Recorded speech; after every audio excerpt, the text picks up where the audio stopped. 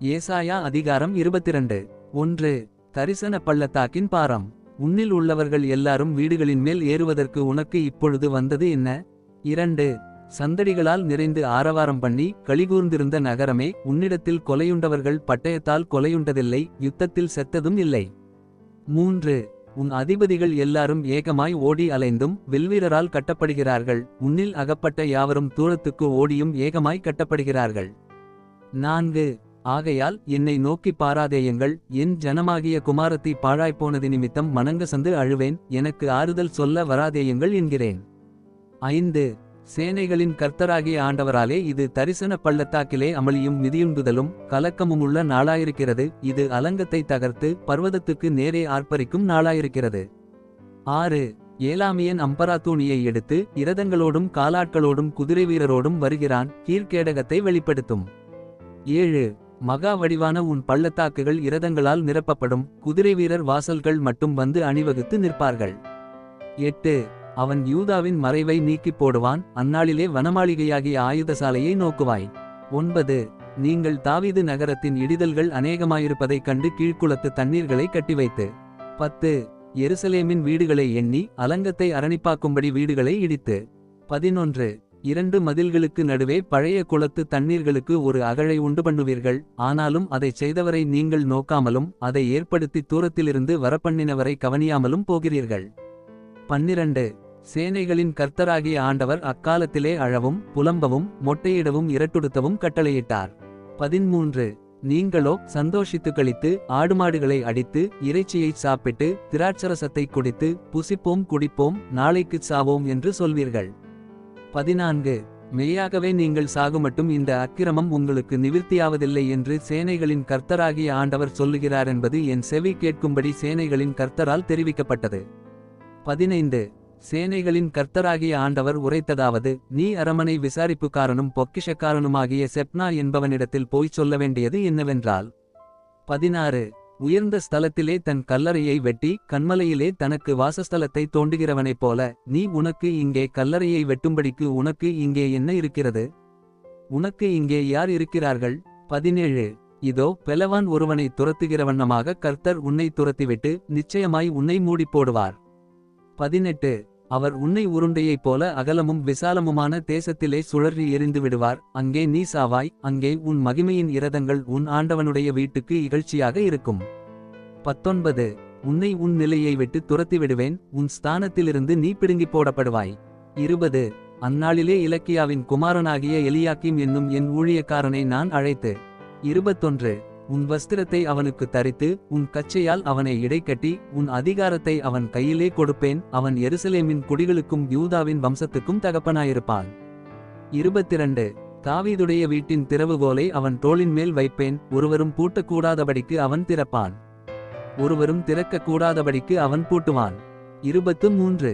அவனை உறுதியான இடத்திலே ஆணியாக கடாவுவேன், அவன் தன் தகப்பன் வீட்டுக்கு மகிமையான சிங்காசனமாக இருப்பான். 24. அதின்மேல் அவன் தகப்பன் வம்சத்தாராகிய புத்திரர் பௌத்திரருடைய மகிமை அனைத்தையும் சிறிதும் பெரிதுமான சகல பானபாத்திரங்களையும் தூக்கி வைப்பர்கள். 25. உறுதியான இடத்தில் கடாவப்பட்டிருந்த ஆணி அந்நாளிலே பிடுங்கப்பட்டு முறிந்து விழும், அப்பொழுது அதின்மேல் தொங்கின பாரம் அருந்து விழும் என்று சேனைகளின் கர்த்தர் உரைக்கிறார், கர்த்தரே இதை உரைக்கிறார் என்று சொல் என்றார். ஏசாயா அதிகாரம் 23. 1. தீருவின் பாரம். தர்ஷீஸ் கப்பல்களே அலறுங்கள், அது வீடு இல்லாதபடிக்கும் அதில் வருவார் இல்லாதபடிக்கும் பாழாக்கப்பட்டது. இந்தச் செய்தி கித்தீம் தேசத்திலிருந்து அவர்களுக்கு தெரிவிக்கப்படுகிறது. 2. தீவுக்குடிகளே மவுனமாயிருங்கள், சீதோனின் வர்த்தகர் சமுத்திரத்திலே யாத்திரை பண்ணி உன்னை நிரப்பினார்கள். 3. சீகோர் நதியின் மிகுந்த நீர்ப்பாய்ச்சல்களால் விளையும் பயிர் வகைகளும் ஆற்றங்கரையின் அறுப்பும் அதன் வருமானமாயிருந்தது, அது ஜாதிகளின் சந்தையாயிருந்தது. 4. சீதோனே வெட்கப்படு, நான் இனி கற்பவேதனைப்படுகிறதும் இல்லை, பெறுகிறதும் இல்லை, இளைஞரை வளர்க்கிறதும் இல்லை, கன்னிகைகளை ஆதரிக்கிறதும் இல்லை என்று சமுத்திரக் கோட்டையான கடல்துறை சொல்லுகிறது. 5.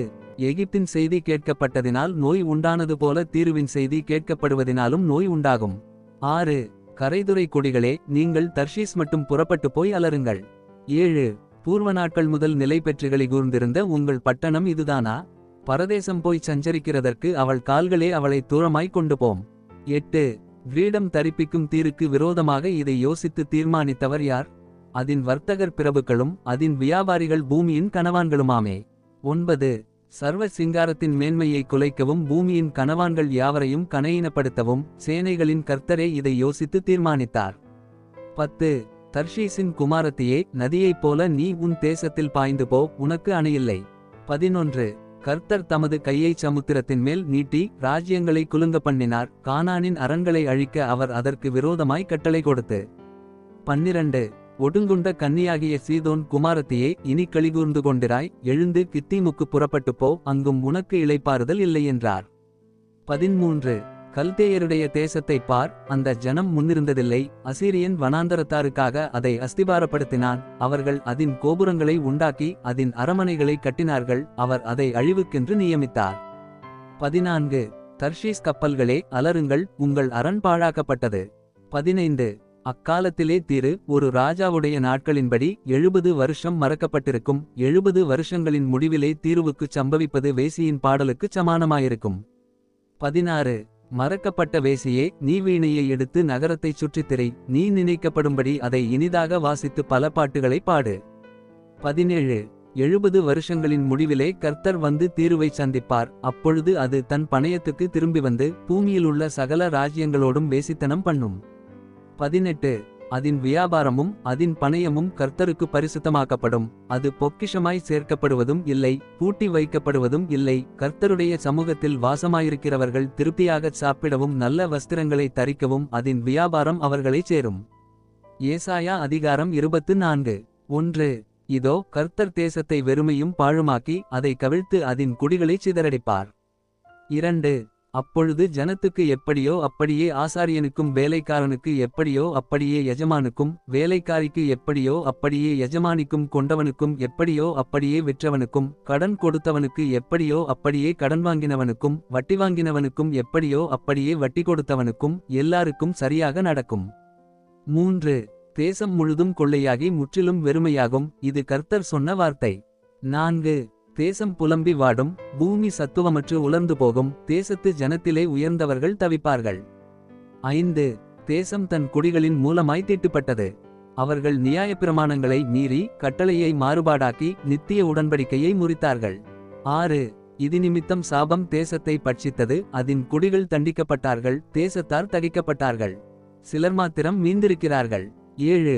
திராட்சரசம் துக்கங்கொண்டாடும், திராட்சச் செடி வதங்கும், மனக்களிப்பாயிருந்தவர்கள் எல்லாரும் பெருமூச்சு விடுவார்கள். 8. மேளங்களின் சந்தோஷம் ஓயும், களிகூறுகிறவர்களின் சந்தடி ஒழியும், வீணையின் களிப்பு நின்று போம். 9. பாடலோடே திராட்சரசம் குடியார்கள், மதுபானம் அதை குடிக்கிறவர்களுக்கு கசக்கும். 10. வெறுமையாய்ப்போன நகரம் தகர்ந்து ஒருவரும் உள்ளே பிரவேசிக்க கூடாதபடி வீடுகளெல்லாம் பட்டுக்கிடக்கும். 11. திராட்சரசத்துக்காக வீதிகளிலே கூக்குரல் உண்டு, எல்லா சந்தோஷமும் மங்கி தேசத்தின் மகிழ்ச்சி அற்றுப்போம். 12. நகரத்தில் மீதியாயிருப்பது அழிவே, வாசல்கள் இடிக்கப்பட்டு பாழாய் கிடக்கும். 13. ஒலிவமரத்தை உலுக்கும்போதும் திராட்சப்பழங்களை அறுத்து தீரும்போதும் பின்பறிப்புக்கு கொஞ்சம் மீந்திருப்பது போல தேசத்துக்குள்ளும் இந்த ஜனங்களின் நடுவிலும் கொஞ்சம் மீந்திருக்கும். 14. அவர்கள் சத்தமிட்டு கெம்பீரிப்பார்கள், கர்த்தருடைய மகத்துவத்தின் நிமித்தம் சமுத்திரத்தினின்று ஆர்ப்பரிப்பார்கள். 15. ஆகையால் கர்த்தரை வெளுக்குந்திசையிலும் இஸ்ரவேலின் தேவனாகிய கர்த்தரின் நாமத்தை சமுத்திர தீவுகளிலும் மகிமைப்படுத்துங்கள். 16. நீதிபரனுக்கு மகிமை என்று பாடும் கீதங்களை பூமியின் கடையாந்தரத்திலிருந்து கேட்கிறோம், நானோ இளைத்து போனேன், எனக்கு ஐயோ. துரோகிகள் துரோகம் பண்ணுகிறார்கள், துரோகிகள் மிகுதியாய் துரோகம் பண்ணுகிறார்கள் என்கிறேன். 17. தேசத்து குடிகளே, திகிலும் படுகுழியும் கண்ணியும் உங்களுக்கு நேரிடும். 18. அப்பொழுது திகிலின் சத்தத்திற்கு விலகி ஓடுகிறவன் படுகுழியில் விழுவான், படுகுழியிலிருந்து ஏறுகிறவன் கண்ணியில் அகப்படுவான், உயர இருக்கும் மதகுகள் திறவுண்டு பூமியின் அஸ்திபாரங்கள் குலுங்கும். 19. தேசம் நொறுங்கவே நொறுங்கும், தேசம் முறியவே முறியும், தேசம் அசையவே அசையும். 20.